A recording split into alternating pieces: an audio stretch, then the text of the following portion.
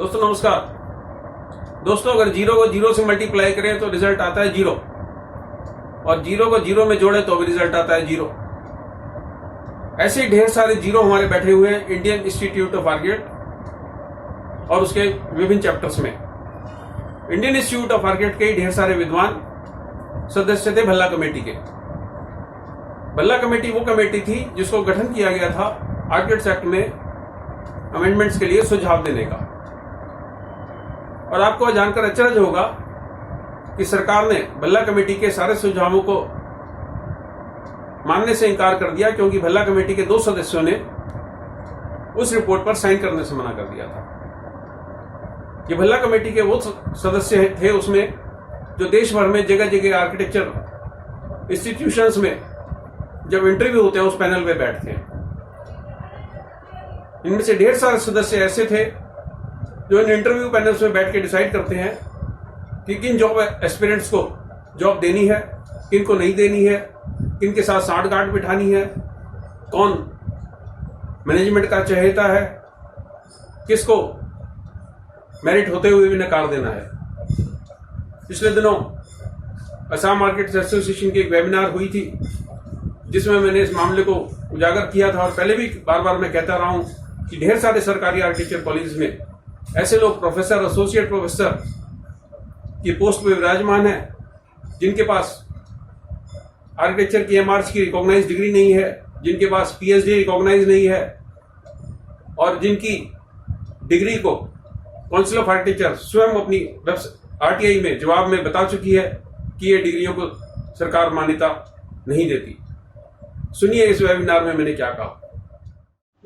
यहाँ एजुकेशन को हम डिस्कस नहीं कर रहे, लेकिन फिर भी मैं आपको एक जानकारी देता हूँ कि 2012 में मैंने एक आरटीआई एप्लीकेशन लगाई काउंसिल ऑफ आर्किटेक्चर में। मैंने उनसे पूछा कि क्या आर्किटेक्ट्स को वो व्यक्ति पढ़ा सकता है जिसपे MBEM की डिग्री हो, master of business engineering management की, या वो व्यक्ति पढ़ा सकता है जिसपे MSc आर्किटेक्चर की डिग्री हो, या वो व्यक्ति पढ़ा सकता है जिसपे MSc इंटीरियर डिजाइन की डिग्री हो, या वो व्यक्ति पढ़ा सकता है जिसपे PhD की डिग्री हो जो बाहर से हो और लेकिन भारत में रिकॉग्नाइज ना हो। उन PhD की डिग्रीज की और ये सारी जानकारी काउंसिल से मैंने मांगी। काउंसिल ऑफ आर्किटेक्चर ने आरटीआई में स्पष्ट रूप से मेरे को बताया कि आर्किटेक्चर कॉलेज में पढ़ाने के लिए फलानी फलानी डिग्री एलिजिबल है, और MBEM की डिग्री वाला, master of building engineering management की डिग्री वाला या MURP की डिग्री वाला आर्किटेक्चर स्टूडेंट्स को नहीं पढ़ा सकता। आपको जानकर अचरज होगा, देश में जगह जगह इवन सरकारी आर्किटेक्चर कॉलेज में भी BArch और MArch की क्लास वो लोग ले रहे हैं जिनके पास MArch की डिग्री नहीं है, जिनके पास PhD की रिकॉग्नाइज डिग्री नहीं है। तो ये सारी चीजें आपस में जुड़ी हुई हैं। हम प्रोफेशन को एजुकेशन से अलग रख के नहीं देख सकते। देश के तकरीबन सभी आर्किटेक्चर कॉलेज में 35 से 40% फैकल्टी की पोस्ट वैकेंट पड़ी हुई है। किसी भी आर्किटेक्चर कॉलेज में फैकल्टी को पे कमीशन की रिकमेंडेशन के हिसाब से सैलरीज नहीं मिलती। रिगार्डिंग काउंसिल रिप्रेजेंटेशन, आपने एक बहुत बड़ा मुद्दा उठाया था, आपके यूट्यूब वीडियोस भी मैंने देखा था, जिसमें आपने बोला था कि जो काउंसिल रिप्रेजेंटेटिव्स है, जो स्टेट से सारे रिप्रेजेंटेटिव जाते हैं, there should be a method of selecting those, there should be a democratic method of selecting those representatives so that हम लोग के जो प्रॉब्लम्स है वो काउंसिल तक जाए and it is properly represented and it is taken care of. तो इसमें आप क्या बोलेंगे? 10-15 साल पहले एक भल्ला कमेटी बनी थी हमारे काउंसिल के first president doctor Shri JR Bhalla ji के लीडरशिप में, जिसमें IIA के कुछ एक्स प्रेसिडेंट्स थे और इंडस्ट्री के लोग थे, प्रोफेशन के लोग थे, जिसमें बलवीर वर्मा जी थे, JR भल्ला साहब थे, चेतन वैद्य जी थे, आलोक रंजन जी थे, और विमल पटेल जी थे जो सेंट्रल विस्टा कर रहे हैं, और कुछ लोग थे। और भल्ला कमेटी ने अपनी कुछ सिफारिशें दी, और अब रिसेंटली जब ये सुप्रीम कोर्ट का जजमेंट आया तो उसके बाद फिर जब नया हंगामा शुरू हुआ तो ढेर सारे इस तरह के लोगों से सुझाव मांगे गए। तकरीबन 350 काउंसिल ऑफ आर्किटेक्चर के पास सुझाव आए, और फिर उस पर इन्होंने एक कमेटी बनाई, अमेंडमेंट कमेटी। अमेंडमेंट कमेटी ने कुछ सुझावों को पढ़ा और तकरीबन 50-55 सुझावों को पढ़ा और बाकी सबको छोड़ दिया। और इस अमेंडमेंट कमेटी में 6-7 लोग थे। उस पर पूरा एक वीडियो मैंने यूट्यूब पर डाला हुआ है जिसमें विस्तार से डिटेल है। बहरहाल, तो उस अमेंडमेंट कमेटी में बलवीर वर्मा जी थे जो IIA के एक्स प्रेसिडेंट रह चुके हैं, और PR मेहता जी थे जो काउंसिल के प्रेसिडेंट रह चुके हैं।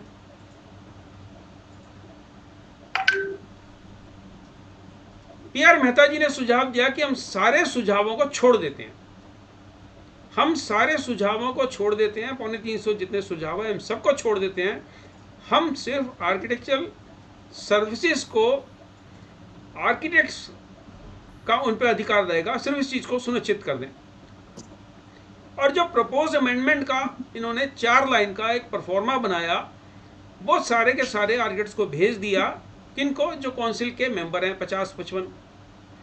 और उससे पहले काउंसिल की जो एग्जीक्यूटिव कमेटी होती है 6-7 लोगों की, उसमें ये बात तय की गई कि ये जो PR मेहता जी का सुझाव है बहुत बढ़िया सुझाव है, सारे अमेंडमेंट छोड़ दो, सारे विचार छोड़ दो, सारा सुधार छोड़ दो, और सिर्फ आर्किटेक्चरल सर्विसेज पे अगर आर्किटेक्ट्स का एकाधिकार हो गया तो सारा मामला सुलट जाएगा। और एग्जीक्यूटिव कमेटी ने इसमें मोहर लगा दी और सारे आर्किटेक्ट्स को चिट्ठी भिजवा दी काउंसिल की तरफ से 55 लोगों को कि 15 दिन में आप इस पर अपना विचार प्रकट कर दें, आप इसे सहमत हैं कि असहमत हैं। अगर आपकी तरफ से कोई विचार नहीं आता तो हम ये मान के चलेंगे कि आप इससे सहमत हैं। बड़ा ऊंचे दर्जे का मखौल है ये। एक तरफ आप आर्किटेक्ट्स एक्ट में अमेंडमेंट की बात करते हो और दूसरी तरफ आप सिर्फ एक अमेंडमेंट लेके आए। And I strongly believe that with the right mindset and with the right attitude, we can really move forward. And I think a lot has been said, lot has been discussed today. There are a lot of takeaways from today's evening. We are jotting down. I think Jay is also there in the background, noting down all the things that has been said and discussed. We will make it a point to get more interactive henceforth, because this is just the beginning, as I said. And there are a lot of other issues, like architect Surajit Chaudhary had rightly taken up today. That's a very crucial issue. I don't want to again go back into that. We may have another session specifically on such issues.